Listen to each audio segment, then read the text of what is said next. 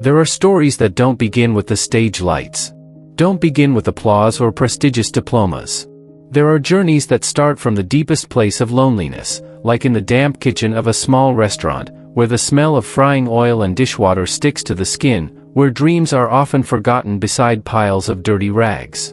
Her name was Marisol, and if you ever happened to see her in 2006 at a small Mexican restaurant behind a gas station in suburban Houston, you probably wouldn't remember her.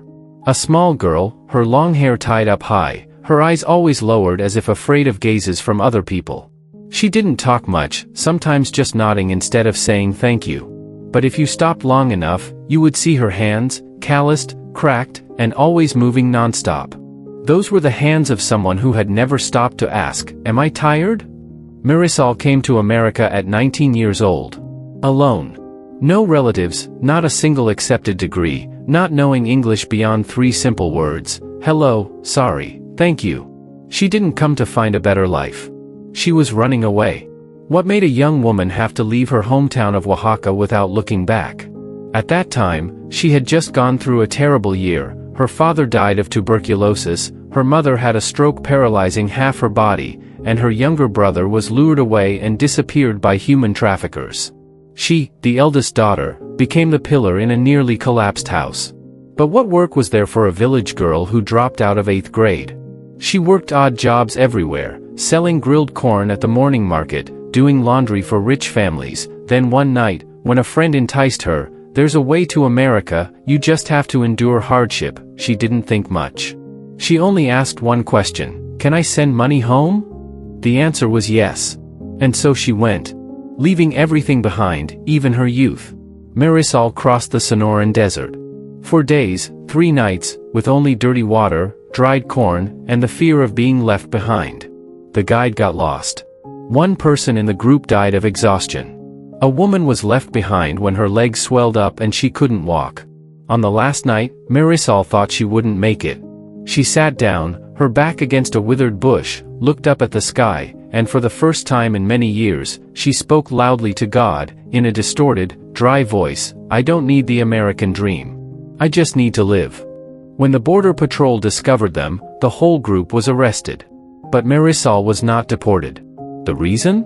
A Border Patrol officer, a second-generation Mexican immigrant, saw the small girl huddled there, still tightly holding a torn plastic bag containing a few sets of clothes and family photos. He felt compassion. And thanks to a program for unaccompanied minors, she was temporarily held at a detention center, then a small church took her in. When she stepped out of the shelter on her first morning in America, no one applauded to welcome her. No flags, no music, no one called her name. Only the wind blew, leaves fell, and an older woman with gray hair, holding a jacket, said in a gentle voice, "You're safe now." But safe didn't mean easy. Marisol started working at the restaurant. Washing dishes 6 days a week, 11 hours each day. In the evenings, she learned English through TV, writing down new words with a pencil on old toilet paper. Every time she made a mistake, she punished herself by not eating dinner. She slept in a shared room with 3 other people. A squeaky spring mattress. A fan turning steadily on summer nights. She lived, but every day was a struggle. Sending home $100 each month was already a victory. There were nights she sat under the dim yellow light, holding the small photo of her younger brother, who had been missing for 5 years, and wondered, "Am I living right?" Half of her told her to go home, to hug her mother one last time. The other half whispered, "Don't stop. If your brother is still alive, he would want you to achieve something greater." But what could be greater for a dishwasher? She had no time for dreams. Only scraping food, wiping sweat, and waiting for the end of the week to send money home. Until one day, fate intervened in the most unexpected way. As she picked up a piece of rag that fell on the floor, she heard a loud crash behind her. An elderly customer had fainted, his face pale, his legs twitching. No one knew what to do. The staff stood frozen. The owner ran to call an ambulance. Marisol, without thinking, rushed over. In an unconscious moment, she remembered the days of taking care of her sick father, remembered the first aid that the old neighbor woman had taught her. She held the man's head, put a wet cloth on his forehead, checked his breathing, and asked another employee to call emergency services. When the ambulance arrived, she returned to the kitchen, continuing to wash dishes as if she had never left. 3 days later, the man returned. He came with his daughter, carrying a small bouquet of flowers. He was a retired doctor. And his daughter, a resident physician, looked at her with astonished eyes. "You know how to handle that like a medical student." Marisol just smiled. A tired but warm smile. She didn't say anything. Just looked back at her own hands. And that night, for the first time in many years, she took out a blank piece of paper and scribbled 3 words. "I want more. I want more." 3 simple, scrawled words on a crumpled piece of paper, but for Marisol, it was a declaration for a new life. No one heard her say it. No one applauded. But she heard her own voice clearly. For the first time in nearly a decade of living silently in the shadows, she began to believe she deserved a dream. The very next morning, she took her question to the church that had once sheltered her in her early days in America. She met with the pastor and asked directly, "How can I go back to school? I want to become a nurse, or anything that can help other people." The pastor looked at her, slightly stunned. He knew her situation well: no high school diploma, no legal papers, her English only slightly better than the minimum. But then, he didn't respond with doubt. He simply asked, "Are you ready to start over with the GED? Working during the day, studying at night, it could take 3 years." She nodded without hesitation. From then on, a second journey began. During the day, Marisol continued to wash dishes. In the evenings, she biked 4 miles to a free GED class in a small church in East Houston. She was the oldest student in the class. The other students were younger, spoke better English, and learned faster. There were times she burst into tears because she couldn't understand a paragraph or a basic math problem. But every time she wanted to give up, she remembered the day she saved the man in the restaurant. She told herself, "I've done something big before. I can't back down." 3 long years. Not a single day off. No weekends. No birthdays. No holidays. In 2010, at the age of 23, Marisol held her GED diploma in her hands, a small piece of paper, but the first certification in her life that said, "I can." Instead of celebrating, she sent a copy of the diploma to her mother, who was by this time much weaker, along with a short letter in Spanish. "Mom, I'm still the dishwasher. But now I know I won't stop there."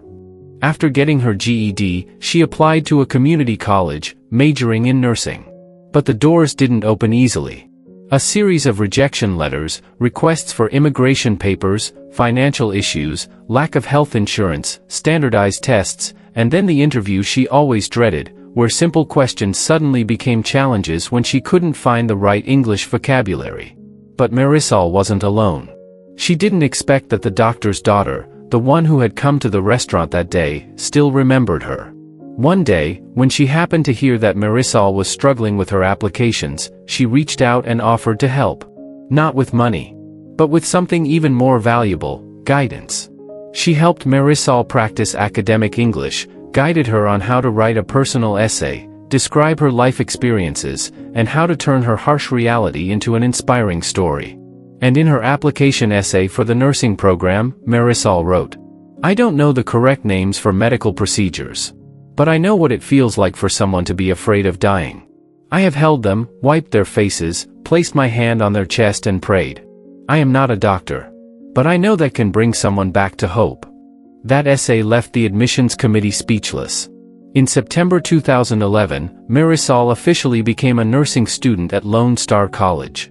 She cried as soon as she received the acceptance letter. Not because she was happy, but because she was tired. Because for 5 years, this was the first time she could say, "I've started." But the truth was, the journey had only just begun. Entering college, she again faced a completely new language, medical terminology, textbooks hundreds of pages thick, clinical internships, and continuous exams. She worked extra shifts at night, woke up at 5 a.m. to study, ate instant noodles to get by, and lived in a rented room smaller than a storage closet. She failed her first exam. And the second time too. Her classmates gradually gave up. But she didn't. Because she had something many others didn't: a reason to live. Amidst all the pressure, her mother passed away. She didn't make it back in time. Didn't get to see her one last time. The last text message had only one line. "You have made me proud. Don't stop." It took Marisol 2 weeks to get through that shock. But then she returned to school, retook the exams, and passed. In 2014, 8 years after stepping onto American soil with bare feet and a prayer, Marisol stood on the graduation stage, wearing a white lab coat, receiving her nursing degree in front of hundreds of people. Her parents weren't by her side. But someone stood up in the crowd, eyes red, the young doctor from years ago, now a close friend. And the applause that day wasn't just for a new nurse. It was for a living testament to hope. The nursing profession isn't a romantic dream. It's sleepless night shifts. It's emergency calls in the middle of unfinished meals. It's patients cursing because of pain, and sometimes because she is not like them. Just starting work at a community hospital in suburban Houston, Marisol immediately got night shifts, 10 p.m. to 6 a.m. Every morning, stepping out of the hospital gates, the sunlight wasn't enough to dispel the damp chill in her lab coat. But she still smiled.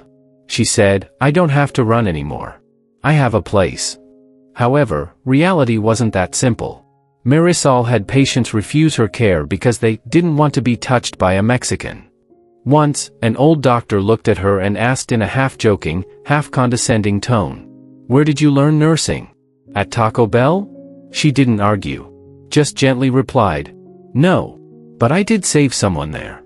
In the hospital, where everyone was in a hurry, Marisol was the quiet one but always present at the right time. An elderly woman who got lost while confused after surgery, it was Marisol who sat beside her, held her hand, and talked until her family was found. An old man living alone with terminal lung cancer, it was Marisol who was the only one to come to his bedside every morning, change his bandages, comb his hair, and call him by his first name. She didn't just treat. She healed with her presence. With the young nurses, she wasn't the most outstanding. But they started listening when they saw her work tirelessly, never asking for a shift off, and always volunteering for the most difficult areas: geriatrics, the emergency room for the homeless, the AIDS patient care unit. Then one day, when the hospital organized a Employee Overcoming Adversity sharing session, Marisol's name was called. She stepped onto the small stage, microphone in hand, awkwardly speaking each English sentence with a clear Spanish accent. But no one laughed. Everyone was silent. She talked about her first time washing dishes in America. About the "I want more" note. About the first time she saved someone when she wasn't yet a nurse. About her mother, who didn't get to see her succeed. And then she paused for a long moment. Looking down at her hands, hands that had been burned by hot oil, corroded by dish soap, but were now hands that held on to other people's lives. She said, "I don't want to be a symbol. I'm just someone who once had nothing, no language, no degrees, no place to belong. But I had one thing: I didn't give up." No one applauded. They stood up. The entire hall stood up. Tears, admiration, and something being awakened in each person. If she could do it, I can too. From then on, Marisol became a role model for young nurse training programs. She was invited to share her story at many orientations, career equality seminars, even national conferences on minority community care. But she still maintained a simple lifestyle, drove an old car, rented a small apartment, and spent most of her free time teaching English to new immigrants. NCE, a timid brown-skinned boy asked her in class, "Did anyone ever tell you that you'd never amount to anything?" She looked at him and said, "I hear it every day. But I use it as fuel, not chains." Gradually, Marisol became an unofficial symbol in the immigrant community in Houston. People whispered about the dishwasher who became a nurse. But what made her happiest wasn't the fame. It was when a single mother brought her child to meet her and said, "My little one doesn't want to drop out of school anymore." She said, "If Marisol can do it, I can too." Marisol's life is proof that a small act, a choice to hold on to belief, even in the harshest circumstances, can lead to extraordinary changes. Not everyone is born with opportunity. But everyone has the right to dream. And more importantly, the right not to give up. Marisol is now almost 50 years old. She no longer runs to every emergency call, no longer works endless night shifts like when she first started her career. But she still wears a white lab coat every day.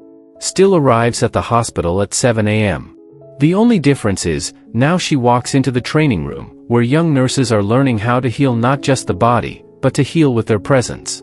In that class, she talks not only about medical skills, but about compassion, patience, and what she calls the science of kindness. Patients don't remember how well you gave an injection. They remember if you bent down to hold their hand when they were scared. Every week, she spends an afternoon at the community center, where she teaches English and provides career guidance to new immigrants. When she enters the classroom, no one calls her Ms. Marisol, they call her affectionately, "One of us." She is living proof that a difficult past is not a life sentence. It's just the beginning of a bigger story, if you don't give up. She established a small scholarship fund from her own savings, for immigrant women who want to pursue careers in medicine. Not much, but enough for a young woman to buy textbooks, register for classes, and dream of a future beyond hourly work at a fast food restaurant. She says, "I don't need anyone to remember my name. But if someone succeeds and then comes back to help others, then I know I haven't lived in vain."